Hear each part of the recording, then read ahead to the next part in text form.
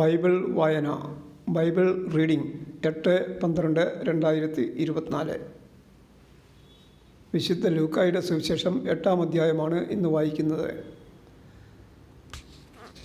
2024 December 1 മുതൽ 24 വരെ 24 അധ്യായങ്ങൾ വിശുദ്ധ ലൂക്കായുടെ സുവിശേഷത്തിൽ നിന്നും വായിക്കുന്നു.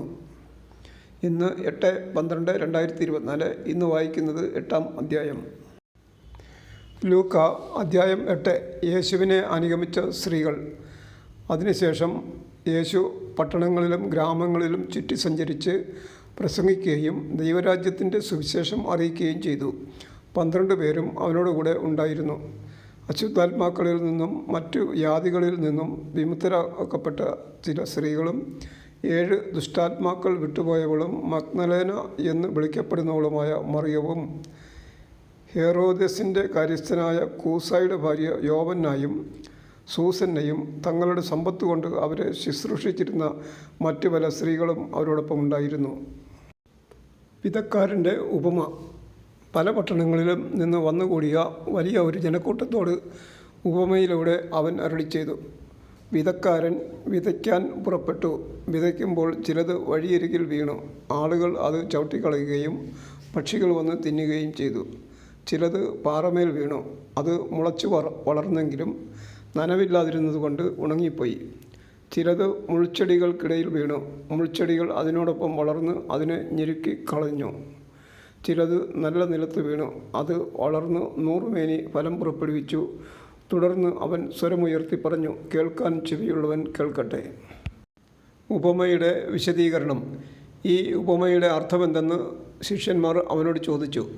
അവൻ പറഞ്ഞു, ദൈവരാജ്യത്തിൻ്റെ രഹസ്യങ്ങൾ അറിയാൻ വരം ലഭിച്ചിരിക്കുന്നത് നിങ്ങൾക്കാണ്. മറ്റുള്ളവർക്കാകട്ടെ അവ ഉപമകളിലൂടെ നൽകപ്പെടുന്നു. അവർ കണ്ടിട്ടും കാണാതിരിക്കുന്നതിനും കേട്ടിട്ടും ഗ്രഹിക്കാതിരിക്കുന്നതിനും വേണ്ടിയാണ്. അതെ, ഉപമ ഇതാണ്. വിത്ത് ദൈവവചനമാണ്. ചിലർ വചനം ശ്രവിച്ചെങ്കിലും അവർ വിശ്വസിക്കുകയോ രക്ഷപ്പെടുകയോ ചെയ്യാതിരിക്കുവാൻ വേണ്ടി പിശാച് വന്ന് അവരുടെ ഹൃദയങ്ങളിൽ നിന്ന് വചനം എടുത്തു കളയുന്നു. ഇവരാണ് വഴിയരികിൽ വീണ വിത്ത്. പാറയിൽ വീണത് വചനം കേൾക്കുമ്പോൾ സന്തോഷത്തോടെ അത് സ്വീകരിക്കുന്നവരാണ്. എങ്കിലും അവർക്ക് വേരുകളില്ല.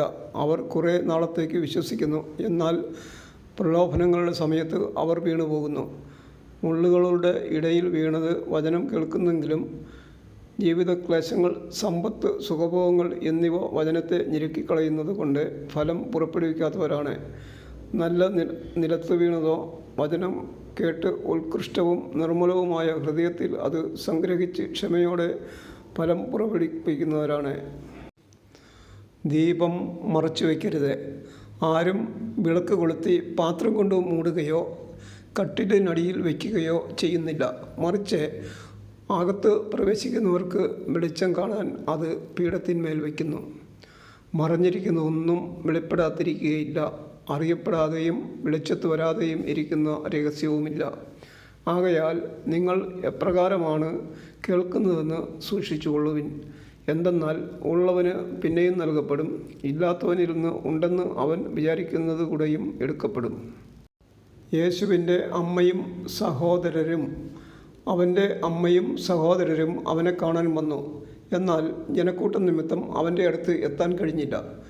നിൻ്റെ അമ്മയും സഹോദരരും നിന്നെ കാണാൻ ആഗ്രഹിച്ച് പുറത്തു നിൽക്കുന്നു എന്ന് അവർ അവനെ അറിയിച്ചു. അവൻ പറഞ്ഞു, ദൈവവചനം ശ്രവിക്കുകയും അതനുസരിച്ച് പ്രവർത്തിക്കുകയും ചെയ്യുന്നവരാണ് എൻ്റെ അമ്മയും സഹോദരരും. കൊടുങ്കാറ്റിനെ ശാന്തമാക്കുന്നു. ഒരു ദിവസം യേശുവും ശിഷ്യന്മാരും വഞ്ചിയിൽ കയറി. നമുക്ക് തടാകത്തിൻ്റെ മറുകരയ്ക്ക് പോകാം എന്ന് അവൻ പറഞ്ഞു. അവർ പുറപ്പെട്ടു. അവർ തുഴഞ്ഞുകൊണ്ടിരുന്നപ്പോൾ അവൻ ഉറങ്ങുകയായിരുന്നു. അപ്പോൾ തടാകത്തിൽ കൊടുങ്കാറ്റുണ്ടായി. വഞ്ചിയിൽ വെള്ളം കയറി. അവർ അപകടത്തിലായി. അവർ അടുത്തു വന്ന്, ഗുരു, ഗുരു, ഞങ്ങൾ നശിക്കുന്നു എന്ന് പറഞ്ഞ് അവനെ ഉണർത്തി. അവൻ എഴുന്നേറ്റ് കാറ്റിനെയും തിരകളെയും ശാസിച്ചു. അവ നിലച്ചു. ശാന്തതയുണ്ടായി. അവൻ അവരോട് ചോദിച്ചു, നിങ്ങളുടെ വിശ്വാസം എവിടെ? അവർ ഭയന്ന് അത്ഭുതത്തോടെ അന്യോന്യം പറഞ്ഞു, ഇവൻ ആരാണ്? കാറ്റിനോടും വെള്ളത്തോടും ഇവൻ കൽപ്പിക്കുകയും അവ അനുസരിക്കുകയും ചെയ്യുന്നല്ലോ. പിശാച് ബാധിതനെ സുഖപ്പെടുത്തുന്നു. അതിനുശേഷം അവർ ഗലീലയ്ക്ക് എതിരെയുള്ള ഗരസേനരുടെ നാട്ടിൽ എത്തിച്ചേർന്നു. അവൻ കരയ്ക്കിറങ്ങിയപ്പോൾ പിശാച് ബാധയുള്ള ഒരുവൻ ആ പട്ടണത്തിൽ നിന്ന് അവനെ സമീപിച്ചു. വളരെ കാലമായി അവൻ വസ്ത്രം ധരിക്കാറില്ലായിരുന്നു. വീട്ടിലല്ല, ശവക്കല്ലറുകളിലാണ് അവൻ കഴിഞ്ഞുകൂടിയിരുന്നത്. യേശുവിനെ കണ്ടപ്പോൾ അവൻ നിലവിളിച്ചുകൊണ്ട് അവൻ്റെ മുമ്പിൽ വീണ് ഉറക്കെ പറഞ്ഞു, യേശുവേ, അത്യുന്നതനായ ദൈവത്തിൻ്റെ പുത്ര, നീ എന്തിന് എൻ്റെ കാര്യത്തിൽ ഇടപെടുന്നു? എന്നെ പീഡിപ്പിക്കരുതെന്ന് ഞാൻ നിന്നോട് അപേക്ഷിക്കുന്നു.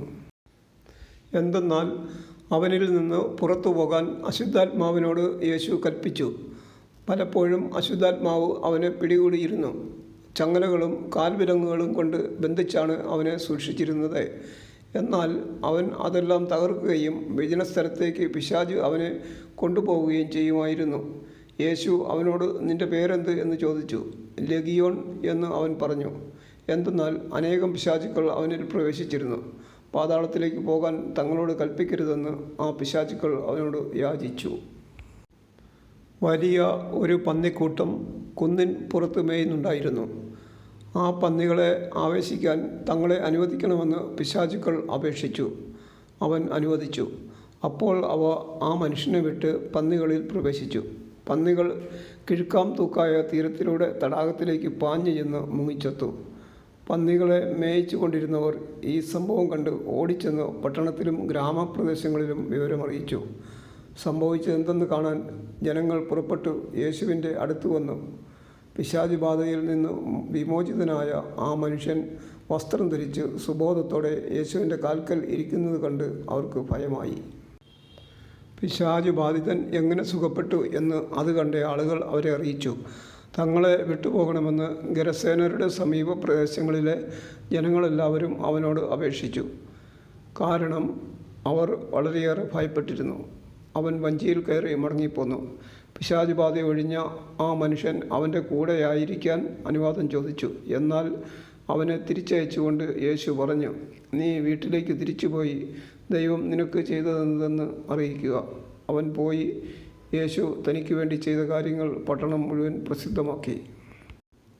രക്തസ്രാവക്കാരി സുഖം പ്രാപിക്കുന്നു. ജായിറോസിൻ്റെ മകളെ പുനർജീവിപ്പിക്കുന്നു. യേശു തിരിച്ചു വന്നപ്പോൾ ജനക്കൂട്ടം അവനെ സ്വാഗതം ചെയ്തു. എല്ലാവരും അവനെ കാത്തിരിക്കുകയായിരുന്നു. അപ്പോൾ സിനഗോഗിലെ ഒരധികാരിയായ ജായിറോസ് യേശുവിൻ്റെ കാൽക്കൽ വീണു തൻ്റെ വീട്ടിലേക്ക് ചെല്ലണമെന്ന് അപേക്ഷിച്ചു. 12 വയസ്സോളം പ്രായമുള്ള അവൻ്റെ ഏകപുത്രി ആസന്ന മരണയായിരുന്നു. അവൻ പോകുമ്പോൾ ജനങ്ങൾ ചുറ്റും കൂടി അവനെ തിക്കിയിരുന്നു. അപ്പോൾ 12 വർഷമായി രക്തസ്രാവമുണ്ടായിരുന്നവളും ആർക്കും സുഖപ്പെടുത്താൻ കഴിയാതിരുന്നവളുമായ ഒരു സ്ത്രീ പിന്നിലൂടെ വന്ന് അവൻ്റെ വസ്ത്രത്തിൻ്റെ വിളിമ്പിൽ സ്പർശിച്ചു. തൽക്ഷണം അവളുടെ രക്തസ്രാവം നിലച്ചു. യേശു ചോദിച്ചു, ആരാണ് എന്നെ സ്പർശിച്ചത്? ആരും മിണ്ടിയില്ല. അപ്പോൾ പത്രോസ് പറഞ്ഞു, ഗുരു, ജനക്കൂട്ടം ചുറ്റും കൂടി നിന്നെ തിക്കുകയാണല്ലോ. യേശു പറഞ്ഞു, ആരോ എന്നെ സ്പർശിച്ചു. എന്നിൽ നിന്ന് ശക്തി നിർഗമിച്ചിരിക്കുന്നു എന്ന് ഞാൻ അറിയുന്നു.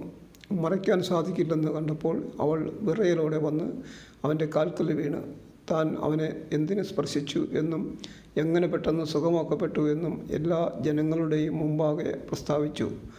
അവൻ അവളോട് പറഞ്ഞു, മകളെ, നിൻ്റെ വിശ്വാസം നിന്നെ രക്ഷിച്ചിരിക്കുന്നു. സമാധാനത്തോടെ പോവുക.